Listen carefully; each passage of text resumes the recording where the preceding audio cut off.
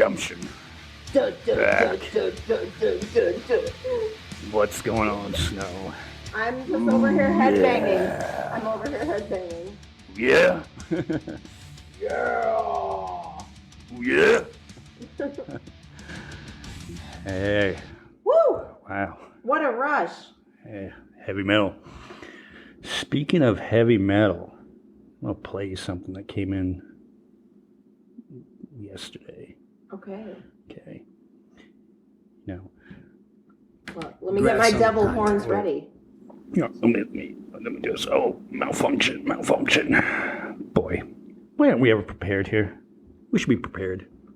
I know. What's your problem? I'm over here with my devil horns up. I'm ready to go. Anyway, speaking of devil horns, okay, you'll appreciate this. Okay. We got a message, okay?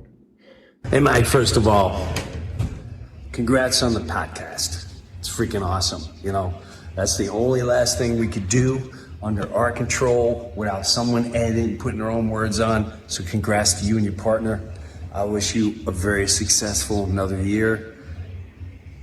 I'm sorry to get that last video out. I don't know how it never made it to me, but I wish you nothing but great success. Turn off the TV, think for yourself, turn off the radio, think for yourself, and get it out there in that podcast. Have a good one, brother. Thanks for being patient. So, do you know who that was? I only do because you sent me it before. But guess You're not what? Supposed to ruin the inside joke. Okay, I knew who it was though. Right when I watched the little clip, I was like, "Oh my God, that's Jim Breuer!" And he has very, very, very short hair now. Yeah, Jim Breuer from Goat Boy on SNL. I know. Yeah, and the one I'm going camping now. I'm going camping.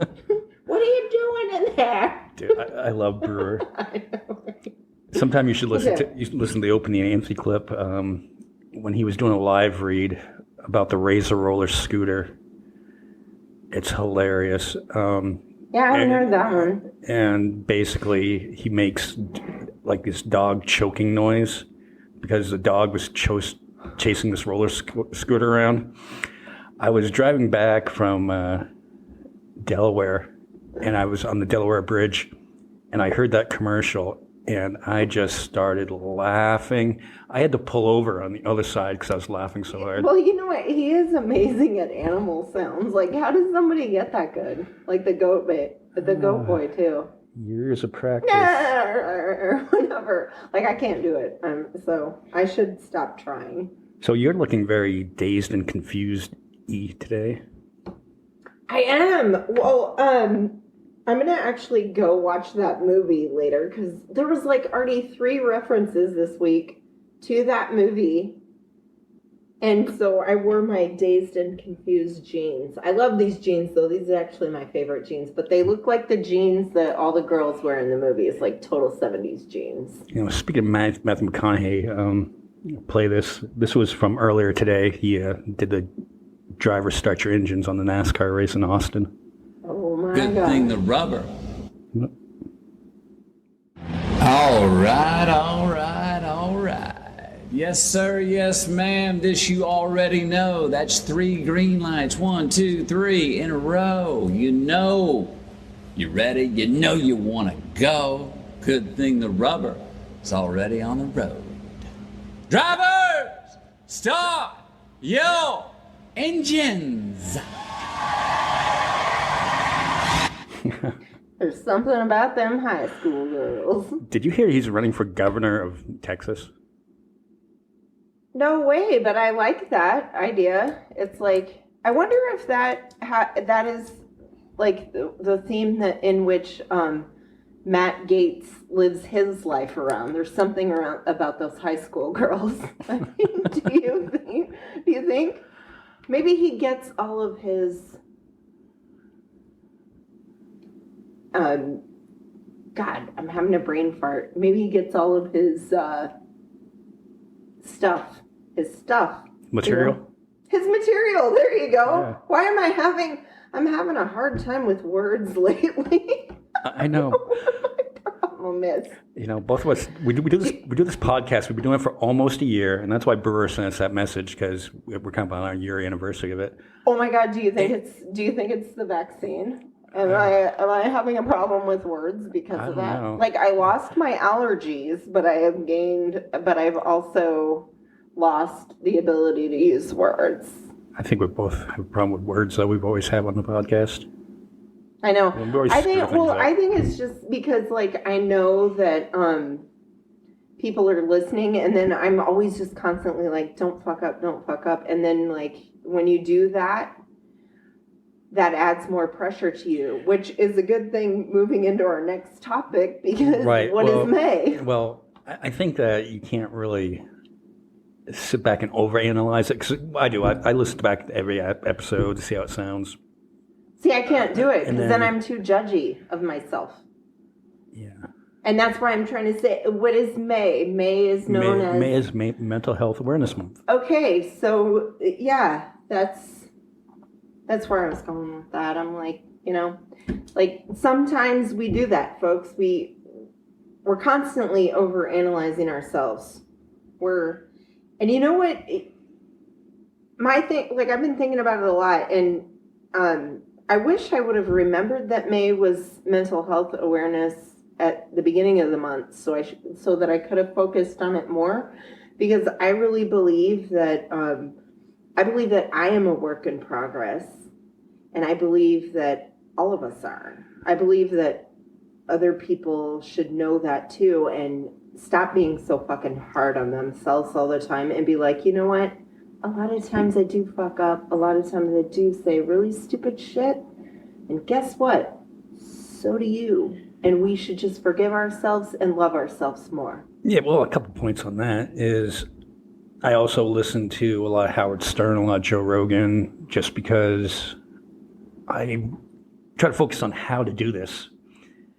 And I realize that they use the same verbal crutches a lot too. They a lot, and they, you know. And I always listen back to myself and go, oh my God, why did I do it? Stop saying you know so much.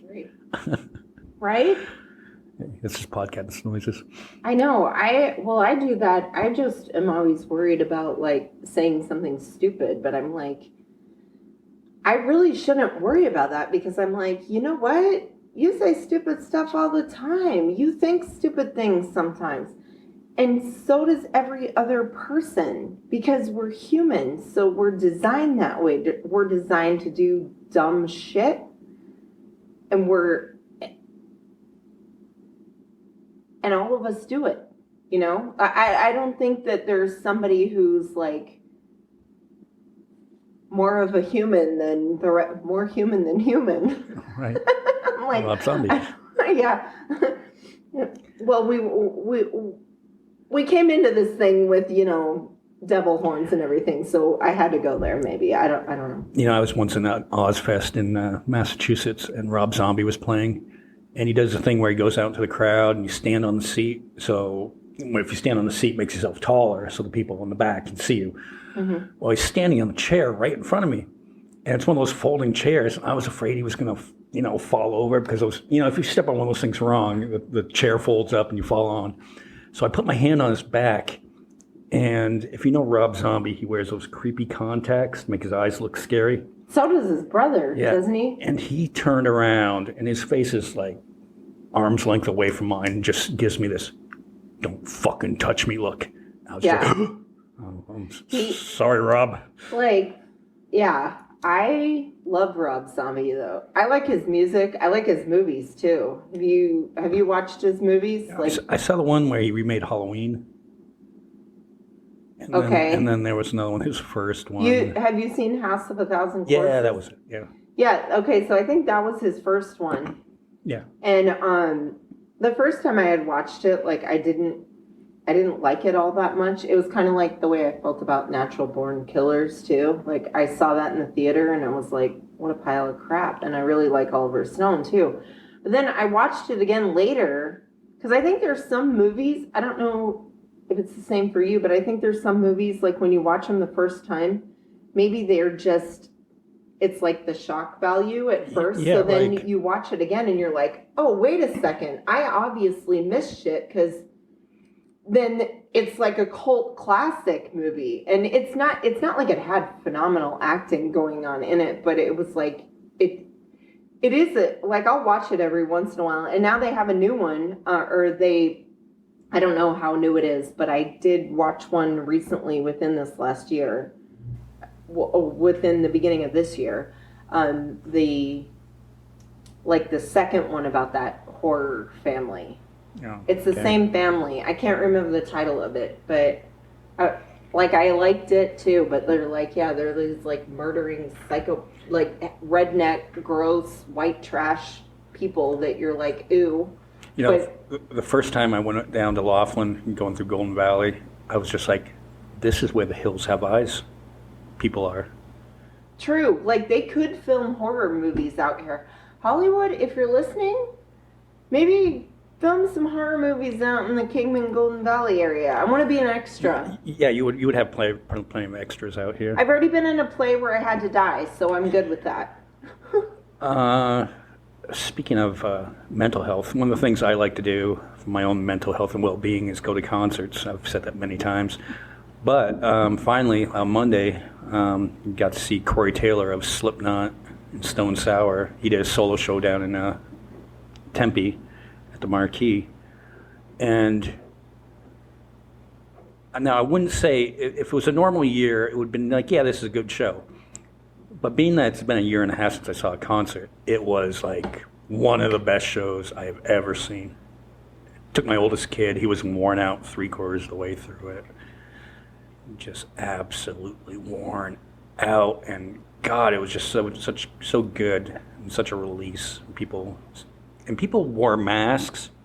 It's required to wear a mask if you weren't at your table. So they all had all these tables chalked off about 10 feet apart, and everybody stayed at the table, except a few songs in, security said, well, there's a table down front, you can go down front. So I was able to go 20 feet away from the stage. It was phenomenal. And you can see the videos on our Reality Redemption YouTube channel. Oh, I was going to ask, did you film like you Yeah. normally do? Yeah, and the videos went viral. Hollywood, if you're listening, he films concerts. Well, I just want the band to see it and have Right. someone hire me. I once filmed a 6 a.m. show. That's Nikki Sixx's side band from Motley Crue. And one of the backup singers, her mom contacted me and she said, I'm putting together a scrapbook for my girl about the end of the tour. Can you send me the video files, the original video files from that night? I said, yeah. And I sent them off. And she goes, oh, yeah, the band watched them and they really liked them. Cool. I'm like, Can I get a job? yeah, hire me. Next time you go on tour, I'll be a videographer. So that was just a great show. Corey Taylor, he's in horror movies too. Tie that all in. Glad you had fun at the show. It's good that, after all this time, we're slowly being able to get out there and do more of the things that we enjoyed because we're the vaccinated motherfuckers. We're the ones that got the vaccinated. We're responsible. We love other humans. We are the true patriots. We are. You know what? And I think we've mentioned this before, but it's worth another mention. Like, the day that I felt great the day that I got my first vaccine shot. I felt great. But I felt like when I had finally got the second one, I think it was the fact knowing that I was now fully vaccinated, I got a little emotional and I had to sit there, and everybody's kind of keeping to themselves anyways, still social distancing and waiting the 15 minutes to make sure nothing's going wrong. But I'm like, I was really fucking proud of myself that day, not only as an American, but as a human, as a member of the human race, fuck where you're from, fuck all that. But it's like, and I was emotional, and I'm like, I'm a good patriot, and I'm a good human on that day. Yeah. Hey, I'll tell you, at that show the other night, I got a little emotional during the opening band. It was Corey Taylor's wife has a dance troupe, and they're out there, doing their dance thing, performance art, and they had the pyro and everything else, and just the energy from the people. I got a little bit misty-eyed because I missed it so much, just for my own well-being, because it's such a release going to a concert for me and just getting shit off my head, especially after the past year or so. Yeah, I mean, I think that's cool too. Like I was telling somebody the other day because I was really thinking about it. I'm like, one of the things I miss the most is dancing. Like I grew up going to dance classes, and I've always loved dance. I mean, it's a family inside joke, but I always yell at my mom for not moving my dance class when we moved. We moved neighborhoods all the way over. We used to live in Phoenix, and then we had to move over to Glendale. And so I'm like, but what about my dance? And she's like, oh, don't worry, we'll move you to a different dance studio. And they never did. And I bugged her like I was like, when are you going to sign me up for the new dance school? Oh yeah, we're going to do it. We're going to do it. And I'm like, and then I'd come to her again, and I'm like, but you already signed my sister up to go to different softball now. When are you signing me up for dance? And I still bother her to this day because of my love of dance. Like I go, and I've even made the joke. I'm like, Mom, I know that one of these years for my Christmas present, you're going to be like, I'm going to just get this card, and it's going to say like, you have a year's worth of dance lessons at this dance studio, and it's going to be like all little kids, and me as a grown-up in there. I'm like, and you know what? I'm going to love it and treasure it so much because you finally made do with what you were supposed to do. I'm like, you know what? If you would have done this, I would be dancing on Broadway by now. I don't know that I would because it's very hard to make Broadway, but Oh, you might have taken those chances. But I seriously, I miss going out with friends and going out and dancing my ass off. I miss it. I miss and being like so sweaty after the clubs that you have to come home to your shitty apartment and jump the pool fence and go swimming in your clothes. Like I miss those days. Well, maybe you should talk to a therapist about it. Right. It is, Mental Health Awareness Month. Hey, and not joking aside, because we need to take away the stigma of talking to professionals about mental health. I started talking to somebody, and you know what? I actually kind of really, really liked it. Yeah. Good job. Yeah. I like therapy. I'm all for therapy. I need to get in on it soon though, so that I don't have to do in-person therapy. I'd rather do over the phone. And they always told me that that's not allowed. You have to come into the office. But I'm thinking like if I hurry up and get into it before like COVID, then I'll get locked in to where then I can do phone. I did the office visit. The only thing I didn't like was wearing the mask the whole time. I've done the office visits before. I mean, like I've gone to therapy before, and I can tell when the person, I mean, how many people do I have to go through? Like some of them will sit there and literally watch their clock. And I'm like, look, I get that this is just a job to you, but I'm coming to you for a reason, And they're like, I mean, they'll cut you off at the end. They'll be like, look, your hour's up. And I get they don't want to listen to it because it probably sounds, after they hear whiny person after whiny person, true, they get so like desensitized with anything. And of course they're all smarter than us, and they're just like, but why don't they ever just say, look, why don't you shut the fuck up? You have it better than a lot of other people I talk to. Then why don't they just be honest and say shit like that? Oh, because then I'm not going to schedule my next hour for next week, which, you know what? I might schedule again if you would fucking give it to me straight, asshole. Well, it's a mental mindfuck. The one thing about therapy is they kind of just let you weave it and they let you sort it out through yourself. And I've watched enough Sopranos that I kind of already know what's fucked up about myself. I'm like, okay, yeah, I realize I'm like this because of this.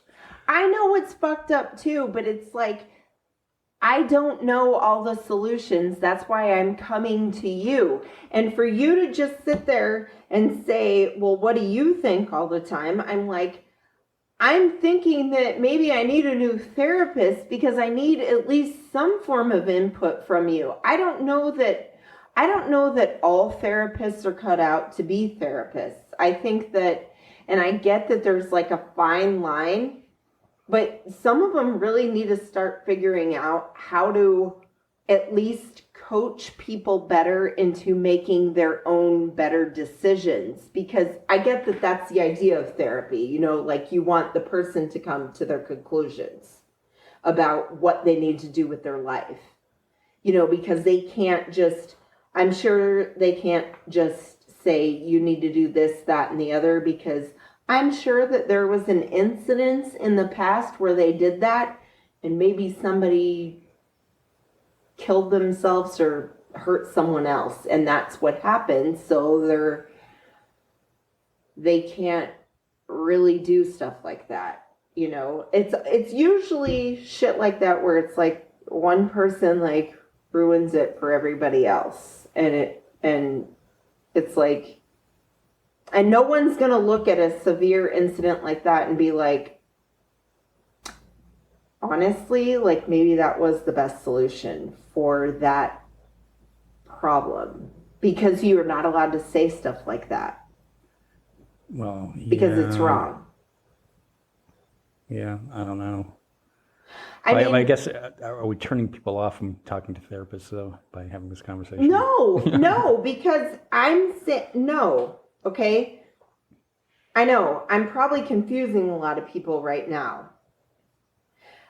Okay, since this is mental health awareness, for my birthday, I did the whole thing where I was like, I'd like people to donate to the suicide awareness thing and I thought that I would do that because that weekend before I think it was actually that night when we had went to go see the band perform at 8 Kilo Cat. Okay, yeah. I got it confused because the Swillers were going to be playing when I was out of town, and I couldn't go to that, and I was very sad. Anyways, so when we went, so one of the guys who plays in the 8 Kilo Cat, is that what it's called? Yeah. So he used to be in a band that I roadied for, and one of the people in the band, the guitar player for the band, killed himself.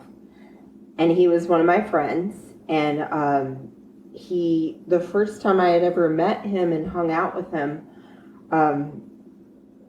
I remember we went back to his house and his apartment, and we were talking about suicide, and he's telling me that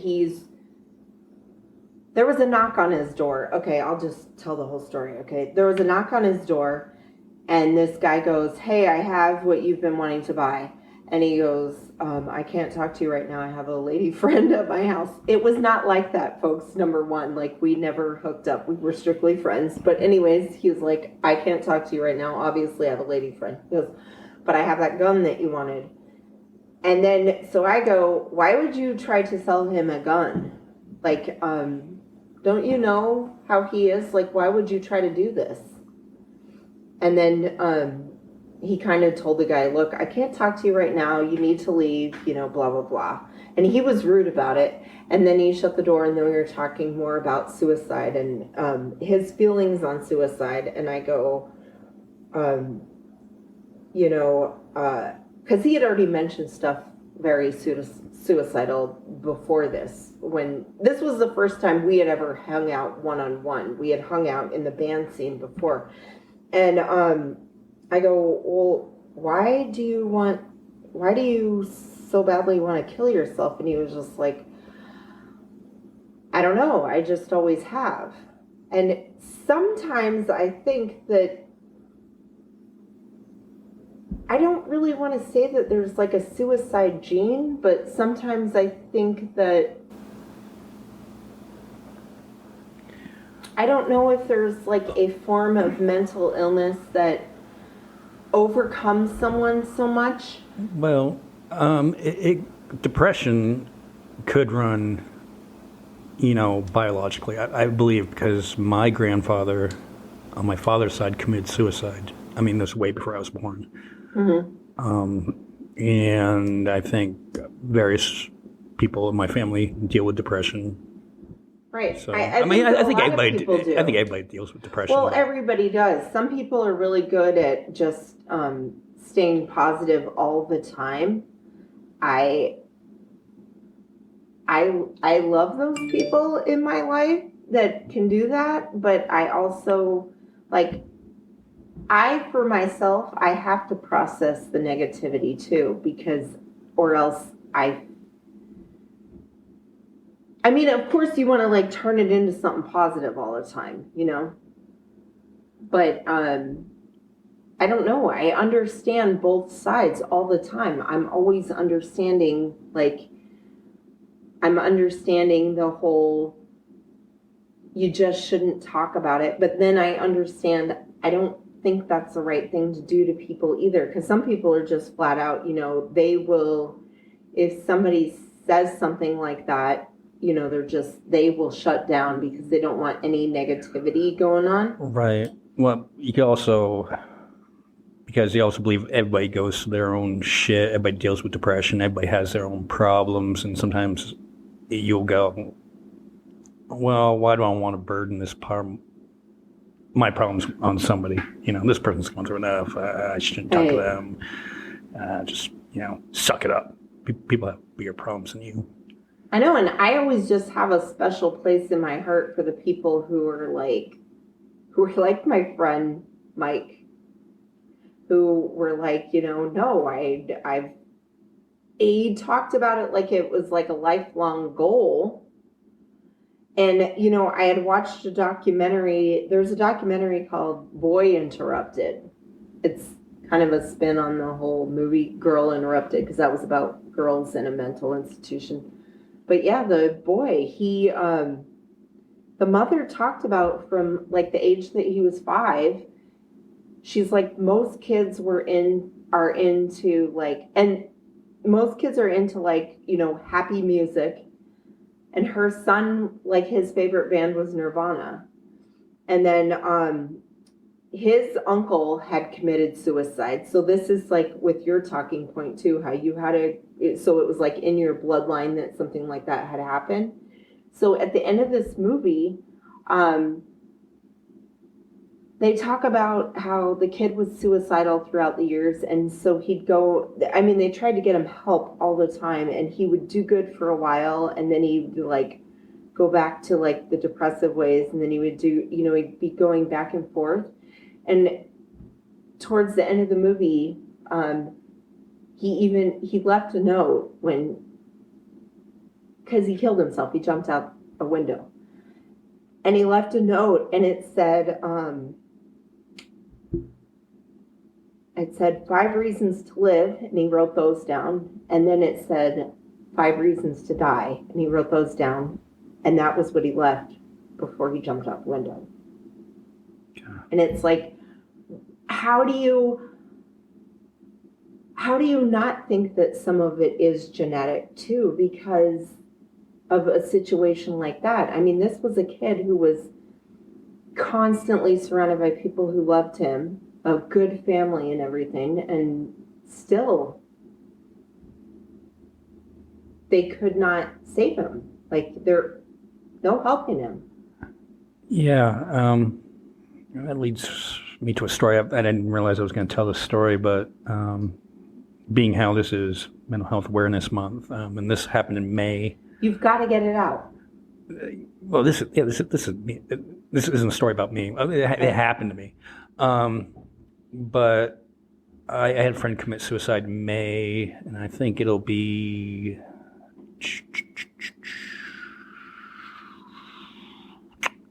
20 years next year.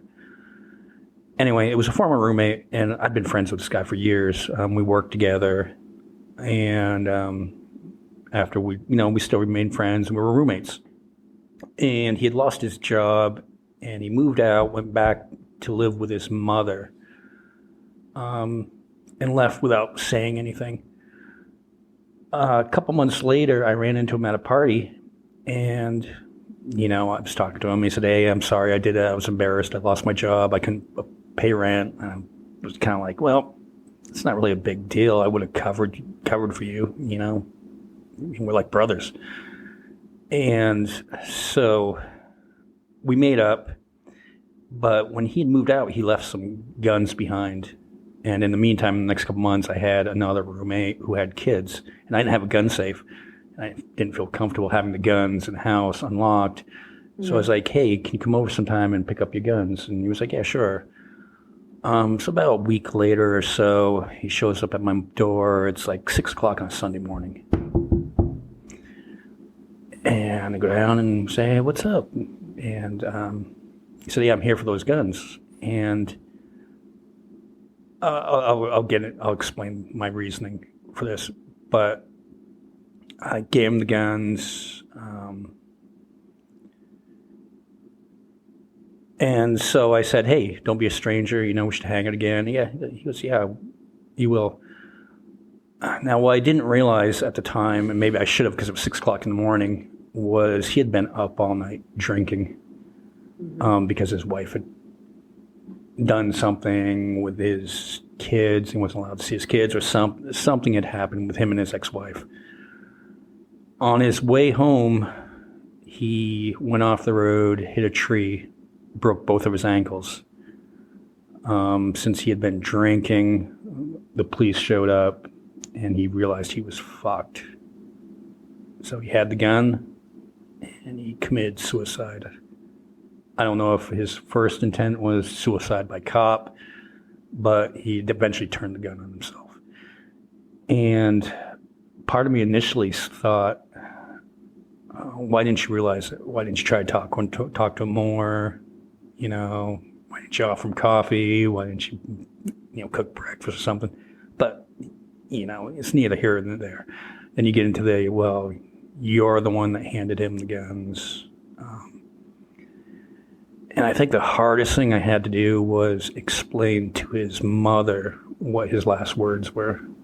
And that was really hard. Mm-hmm. But I guess, the point of it is there's always someone to talk to about that. Mm-hmm. Well, and he should have, I don't blame myself, even though there is some guilt there. But, maybe he didn't feel comfortable talking to me about whatever was going on with him at that moment. Well, have you ever heard David Spade talk about his sister? No. So his sister was the designer Kate Spade. Okay, yeah, and yeah. She killed herself. And he had said, he goes, the thing with depression and people who are suicidal is that they go on waves. So he's like, if it wasn't now, she would have dipped again. Like it just, people who usually do that, sometimes there are like cries out for help before, because like my friend had attempted 4 times before being successful. The time before he had finally ended his life, he went to a house party and excused himself during the house party to one of the bathrooms, and came out of into these people's house, came out of their bathroom with his arms cut up and bleeding all over the place. And that's when, so obviously the people at the party called 911, and they said, our friend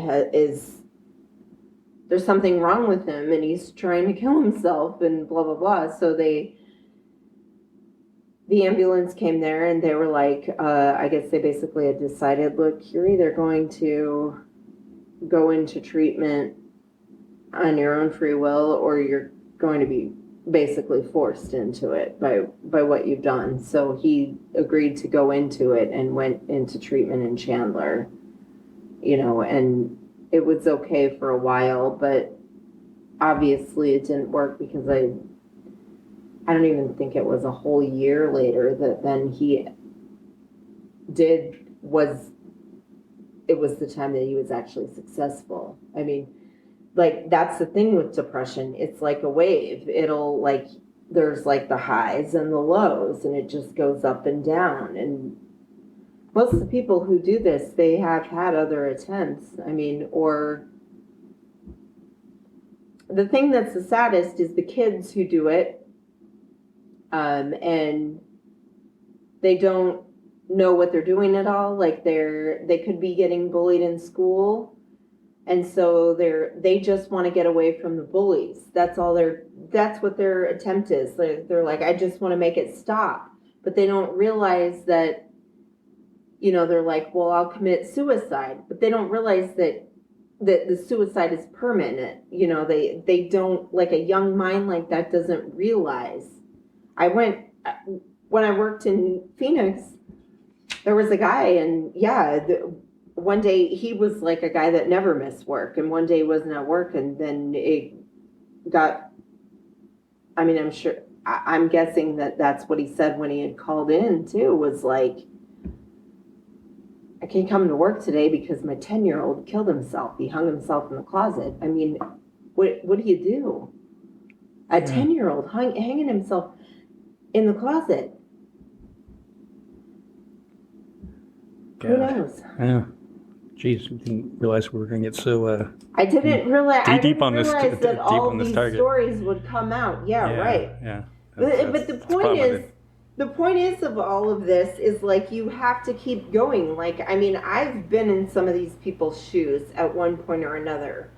I don't want to get into my own story. I don't want to do that on this episode anymore because I want to talk about a few things that are positive today too, or at least a different topic.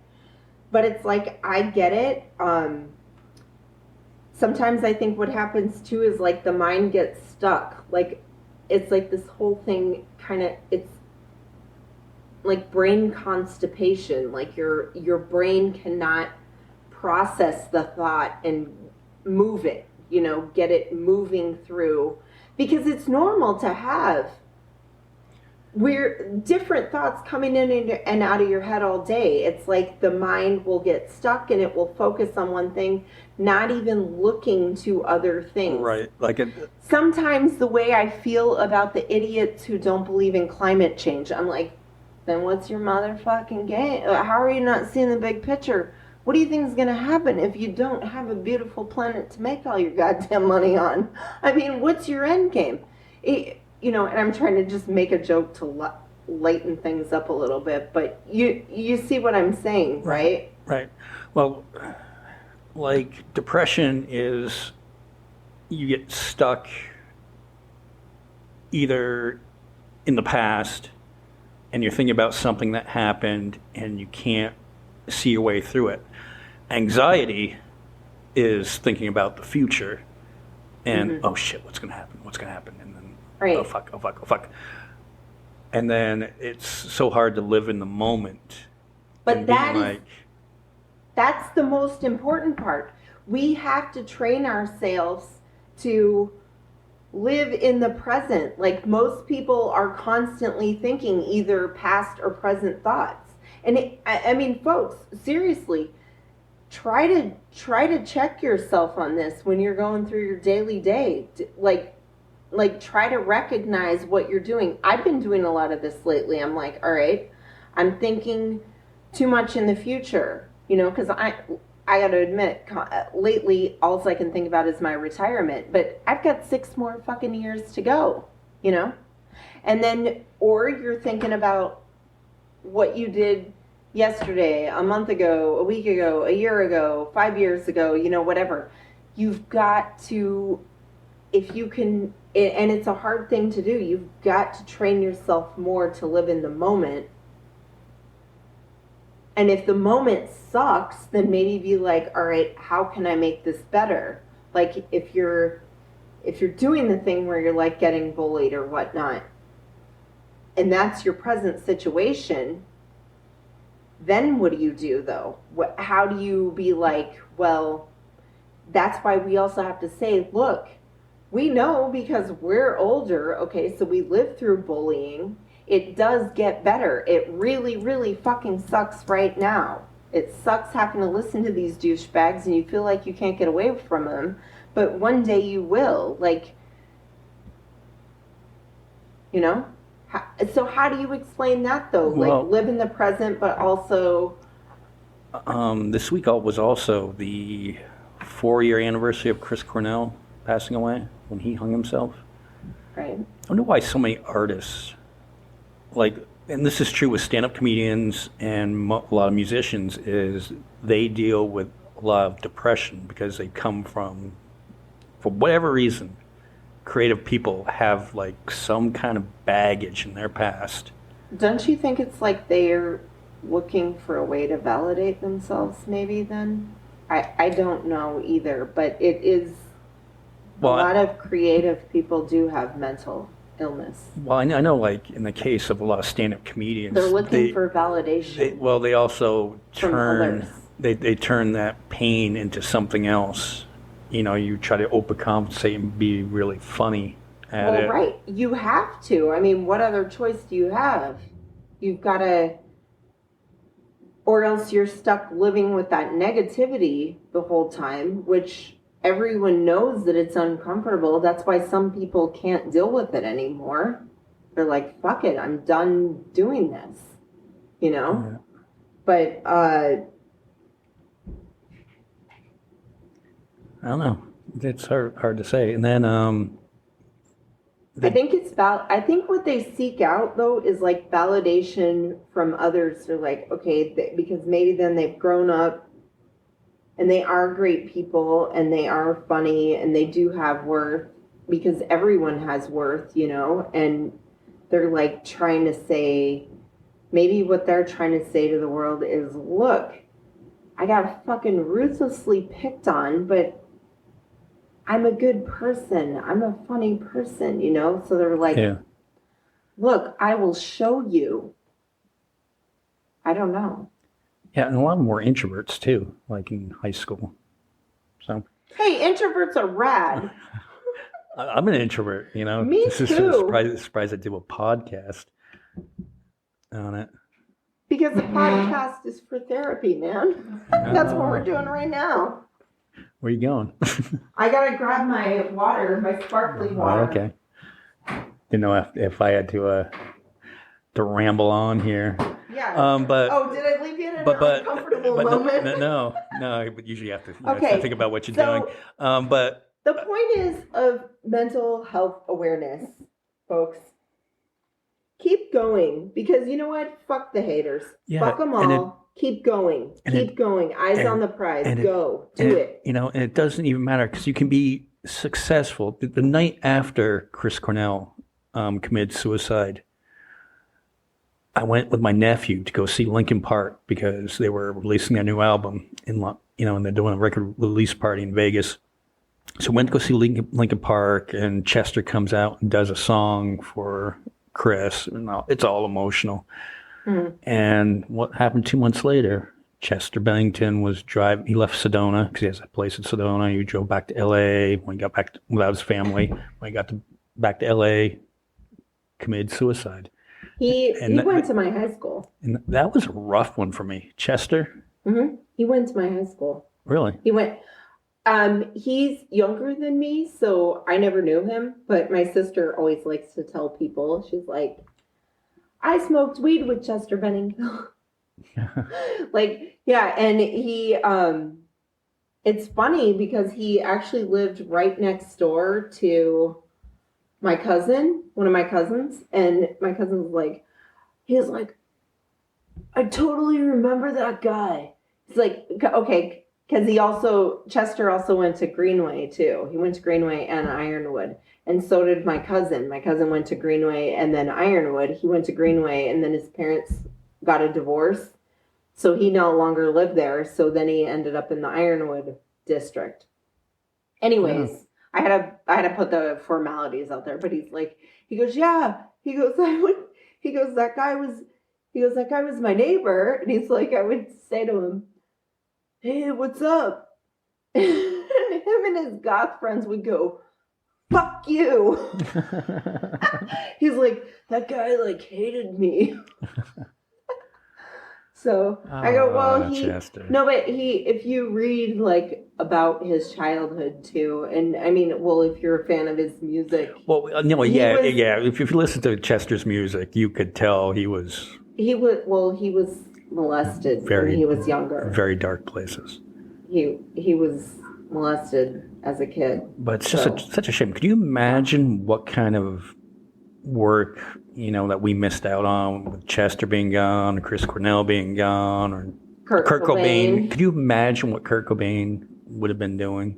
I know. His was really tough for me. That was the first time that it was a prominent musical icon in my generation had done something like that.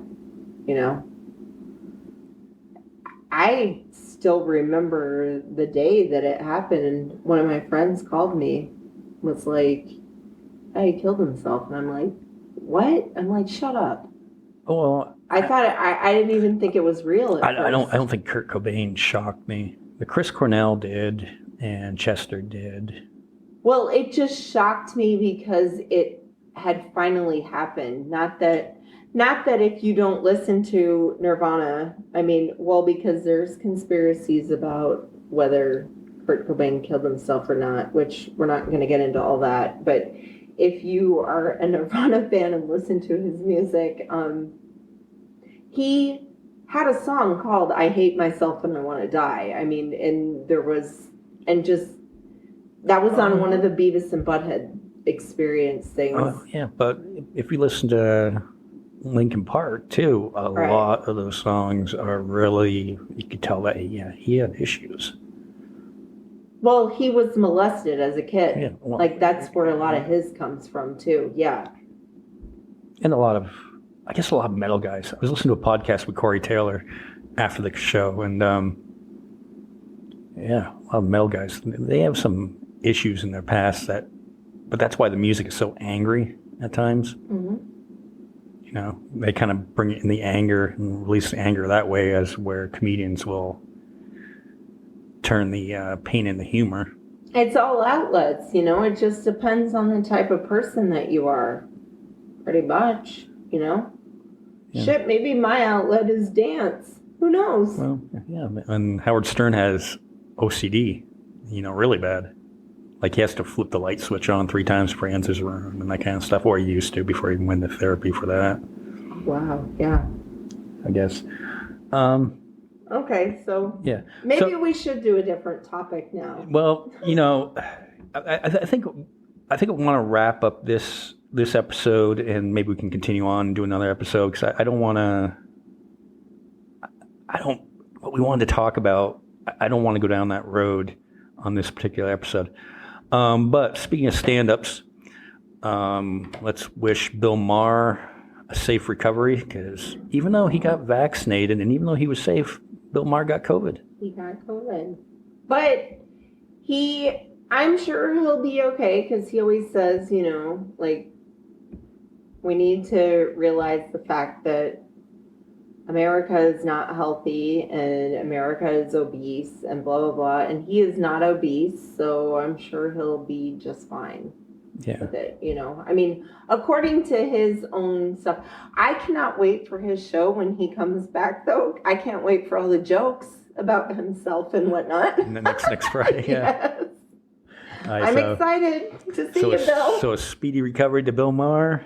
And thank you, Jim Breuer, for sending us that message. Thanks, Breuer. That was rad. Yeah, and hey, you know what? Actually, this was actually a pretty decent podcast, even though we got really heavy and deep. And dark and stuff. But I think we got in the mud. Yeah, we didn't expect to go down this road, but we did. But hey, So anyway, that'll wrap up this. The point is, I'm going to say it again. Keep going, guys. Just keep going. We are all works in progress. You still have great days ahead of you. You're always going to. You're going to have shitty days too. That's a fact of life. That's what life is. And there's always people to talk to. And even though I had said earlier that you don't want to bother your friends because you realize they have problems too, I would bet you that your friends, if you really needed them, would sit down and talk to you and listen to you. And if not, call a professional. Call the Suicide Awareness Hotline. And you can even text on that. If you don't feel like talking, you can text them. Yeah. So reach out. All right. So on that note, we will wrap this episode up, and we will talk to you next time. Bye, y'all. Okay, bye.